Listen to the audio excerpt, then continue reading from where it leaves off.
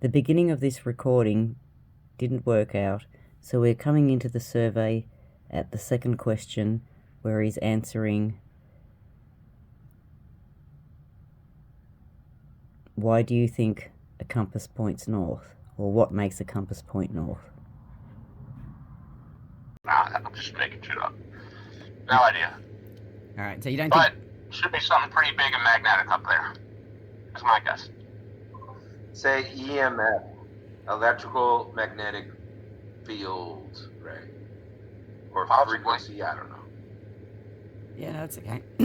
Okay, next question. In the Eratospheny experiment, you know, where he put two sticks in the ground, did he do that on a longitude line or a latitude line? In other words, you know, is he going north to south or east to west? The two sticks. Huh.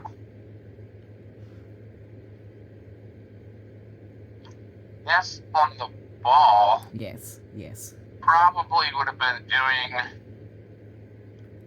I'd say, the horizontal ones, because the shadows would probably be, I'm not even sure. I'm gonna guess the horizontal ones, which are latitude lines, right? Yes, yeah. Longitude goes No, hang up on, the and down, horizontal, that correct? goes across ways, so that'd be longitude. Oh god, I get them muddled up. Longitude goes up and down, doesn't it? And latitude's across.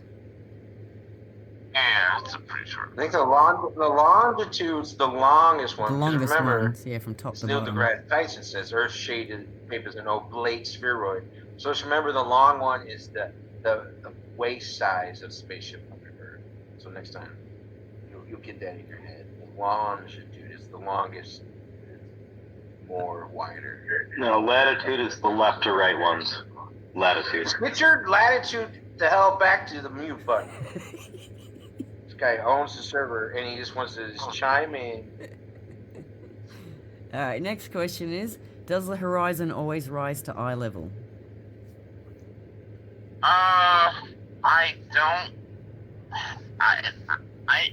I don't know this because I've been paying attention. I do fly 3 times a year. I fly to Arizona to Maryland. I flew to Washington to Maryland for 14 years, or about 11.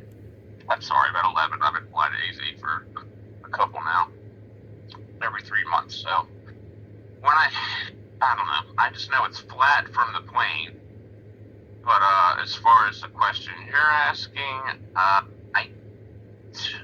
and it's not because I know this for a fact, it's because I've heard somebody say it, that I trust, that he really knows his shit, that doesn't happen all the time. Okay. On the flat Earth. You know, it can, but not in all situations. Okay, next question is, do all stars rotate around Polaris?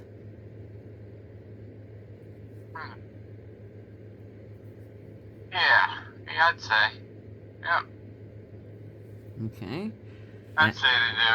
I mean, yeah, pretty much the ones we see. Alright, can you look up to disprove the shape underneath your feet? Hell no. Hell no. That's the worst thing. That's the worst mistake that they've been making for years. Okay, when travelling along the side of Antarctica, if you wanted to do a circle and come back to the same place, would you have, because you can't go in a straight line, would you have to turn towards the land to go around it, or away from the land to avoid hitting it? Did that make Well, Captain Cook, when he did it, he ended up traveling 60,000 miles, which was more than, I think, 10 times of what it should have been. So, I'm very confident that he was just bouncing around the ice wall, or the shore of our puddle, the puddle that we live on. Yeah, so he had to keep The turning puddle away. The sun has melted out. Had to keep turning away to avoid hitting the wall. And it's turned away. All right, next Correct. question. I've only got a couple left. He was taking 3 lefts. 3 lefts instead of 1 right is what he was doing, right? Well, yeah, it's basically, but either way, he's like a NASCAR driver. You know, he's making a bunch of rights or a bunch of lefts. Yep. To avoid hitting the wall. Makes sense. All right, well, then when traveling from Which Australia... way you go around the other. Buffalo girls go around the outside. When traveling from Australia to America, which flat Earth map would you use? Holy crap. Not I think you can do with the A map. I think you'd be fine getting to America with the A map. Well, so I'd that, much rather use like a GPS thing because that's accurate enough. But you see my profile picture, Bearapalegic? what is That's it? my flat Earth map there. And for any future questions on what map you would say real flat earthers map, Marty's I map. posted it in chat there. Make it, did you? Open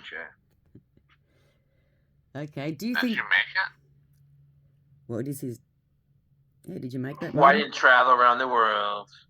Okay. I used it in an award-winning Japanese artist map where he used, it's not quite a butterfly projection because there's no projections. It's all the land masses a scale of 1 to each other.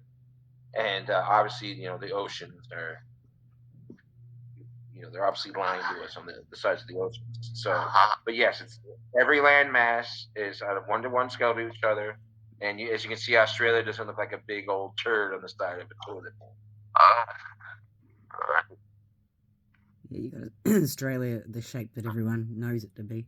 All right, so next question. Do you think that more time zones in the south means that the south is bigger than the north?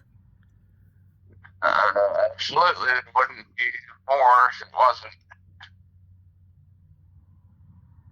That's a very good explanation for it.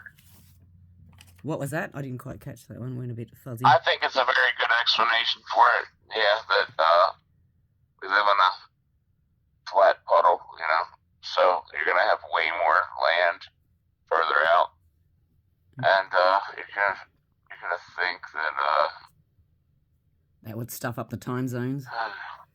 You'd have to have more of them yeah, to cover that amount of land. yeah, because it's wider. The diameter's wider down there, so gonna have to be, as far as I know. Okay, last 2 questions. Why do boats disappear bottom up? It's optical.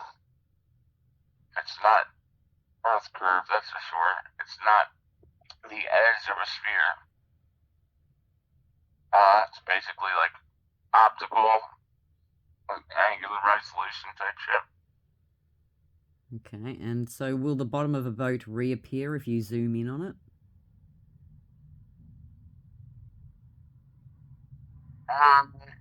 Yeah, much of the time, depending on where you're at.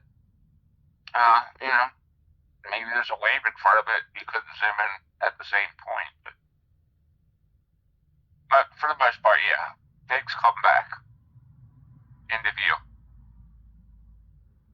Okay, cool. Well, that's And it. that's how we know it's Yep. not a ball. Yeah. Brilliant. Well, thank you very much for that.